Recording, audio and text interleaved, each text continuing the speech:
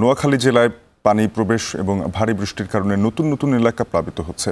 এ নিয়ে বিস্তারিত জানাতে আমাদের সঙ্গে যুক্ত আছেন বেলায়েত হোসাইন। বেলায়েত, জানাবেন গতকালকে দেশের বিভিন্ন অঞ্চলে বৃষ্টি হয়েছে, এতে বন্যার পানি বাড়ছে কিনা, এছাড়া ভারতের উজানেও তো বৃষ্টিপাত এখনো চলছে, সেই পানিও কি এখনো এসে নতুন নতুন অঞ্চল প্লাবিত করছে কিনা, সবশেষ কি পরিস্থিতি?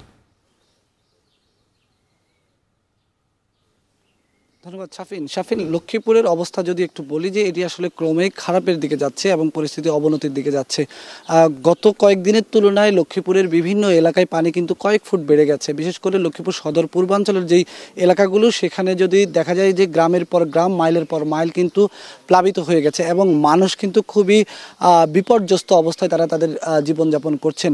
গতকাল পর্যন্ত জেলা প্রশাসনের পক্ষ থেকে আমাদেরকে যেই তথ্য জানানো হয়েছে, সেই তথ্য অনুযায়ী প্রায় 8.5 লাখ মানুষ পানিবন্দী আছেন। আর সবচেয়ে উদ্বেগের যে বিষয়টি সেটি হচ্ছে যে ফেনী, নোয়াখালী সহ ওই অঞ্চলগুলোতে গণমাধ্যমের দৃষ্টি আছে এবং সেদিকে যারা ত্রাণ সহায়তা দিচ্ছেন তারাও রয়েছেন, তারাও অনেক বেশি কার্যক্রম চালিয়ে যাচ্ছেন। কিন্তু লক্ষ্মীপুরে এখনও মোটামুটি বলা যায় যে লক্ষ্মীপুরের মানুষ মনে করছে তারা এখনও অবহেলিত অবস্থায় রয়েছেন। এখানে ঢাকা থেকে বা বিভিন্ন অঞ্চল থেকে এখনও খুব বেশি যে ত্রাণ সহায়তা এখানে আসছে না। মানুষের এখানে খাবার সংকট দেখা দিচ্ছে, খাবারের পানির সংকট দেখা দিচ্ছে, ওষুধের সংকট দেখা দিচ্ছে। এখানে নানাভাবেই মানুষ কিন্তু অনেক বেশি ঝামেলার মধ্যে দিয়ে যাচ্ছেন এবং এই মুহূর্তে আমি যে সড়কটিতে আছি এটি দুটি ইউনিয়নের সংযোগ সড়ক, প্রধান সংযোগ সড়ক। একই সঙ্গে লক্ষ্মীপুরের সঙ্গে নোয়াখালীরও কিন্তু এটিকে এক অন্যতম একটি সংযোগ সড়ক। সেই যেই সড়কে দাঁড়িয়ে আছি, এই সড়কের দুপাশে আর যে গ্রামগুলো আছে, এলাকাগুলো আছে, ওই দুই পাশ থেকে কিন্তু সড়কটি অনেক উপরে, কিন্তু তারপরে আমরা দেখছি সড়কে যেই পরিমাণ পানির স্রোত তাতেই বোঝা যাচ্ছে যে এখানে কি পরিমাণ পানি বাড়ছে। বিশেষ করে গত রাত একেবারে অবিরত বৃষ্টি, ফেনী থেকে যে পানিগুলো এখন ধীরে ধীরে নেমে আসছে, সেই পানিগুলো লক্ষ্মীপুরের দিকে এসে নেমে লক্ষ্মীপুরের দিকে জমাট বাঁধছে। সব মিলিয়ে লক্ষ্মীপুরের বিভিন্ন এলাকার পরিস্থিতি এখন অনেকটাই নাজুক পরিস্থিতির দিকে যাচ্ছে। আমরা এই মুহূর্তে যেই লক্ষ্মীপুর সদর পূর্বাঞ্চলের যে এলাকাগুলো দেখছি, এই এলাকাগুলো আমি তো আসলে প্রধান সড়কে দাঁড়িয়ে আছি, কিন্তু এখানকার স্থানীয় যারা আছেন তাদের সঙ্গে কথা বলে যতটুকু জেনেছি যে আমি যদি একটু ডানে কিংবা বাইরের এলাকাতে নামি তাহলে অনেকটাই বুক পরিমাণ পানি কিন্তু উঠে গেছে। আমি একটু কথা বলবো, আমার সঙ্গে আছেন একজন এখানকার স্থানীয় একজন জনপ্রতিনিধি ডক্টর কাউসার হামিদ। ওনার কাছে একটু সার্বিক পরিস্থিতি সম্পর্কে একটু জানতে চাইবো।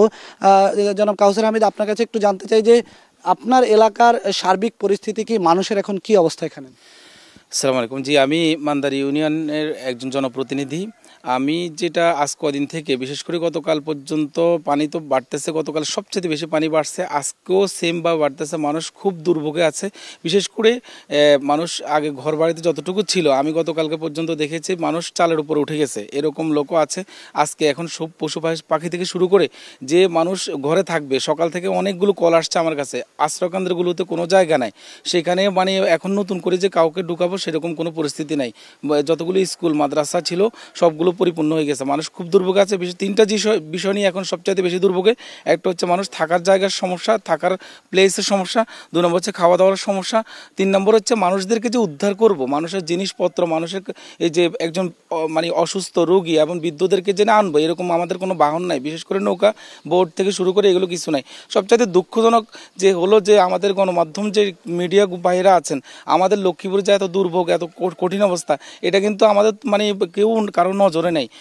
সবচাইতে আলহামদুলিল্লাহ আপনাদেরকে ধন্যবাদ জানাচ্ছি যে আপনারা এখন টিভি আমাদের কাছে আসছেন। আমার মনে হয় আমি মান্দার ইউনিয়নে প্রথম দেখেছি যে কোনো মিডিয়া কর্মী এখানে আসে লাইভ করতেছে, এটা আমি আর দেখি নাই। ধন্যবাদ কাউসার আহমেদের কাছ থেকে আমরা জানছিলাম যে আসলে এখানে নানা ধরনের সমস্যার মধ্য দিয়ে তারা যাচ্ছেন। বিশেষ করে যেসব মানুষ এখনও পানিবন্দী অবস্থায় আছেন, সেসব মানুষকে উদ্ধার করে নিয়ে আসার জন্য যে নৌকা, পর্যাপ্ত পরিমাণ সেই নৌকার ব্যবস্থা নেই। একই সঙ্গে এখানে সেইভাবে ত্রাণ সহায়তা আসছে না। খুবই নাজুক পরিস্থিতির মধ্য দিয়ে লক্ষ্মীপুরবাসী যাচ্ছেন। তারা আকুল আবেদন করছেন পুরো দেশ থেকে যারা এই মুহূর্তে খুব সুবিধাজনকভাবে ভালো অবস্থানে আছেন তারা যাতে লক্ষ্মীপুরের দিকে একটু তাদের দৃষ্টি রাখে। এই ছিল লক্ষ্মীপুরের সদর পূর্বাঞ্চল থেকে আমার কাছে বন্যা পরিস্থিতির সর্বশেষ। শাফিন, বেলায়েত, আমরা পরবর্তীতে আপনার কাছে আরও তথ্যের জন্য আসবো।